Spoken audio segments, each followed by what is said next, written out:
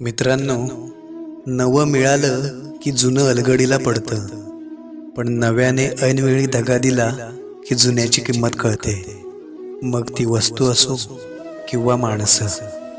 मित्रांनो, दुसऱ्यासाठी डोळ्यात पाणी आलं की समजावं, आपली माणुसकी अजूनही जिवंत आहे. मित्रांनो, मीठ भाकर खाऊन पोट भरा, पण कोणासमोर हात पसरू नका. कारण असे पण काही लोक असतात जे देताना देतात आणि चार चौघामध्ये बोलून पण दाखवतात. मित्रांनो, कमीपणा घेणारे कधीच लहान अथवा चुकीचे नसतात. कारण कमीपणा घेण्यासाठी खूप मोठे मन असावे लागते.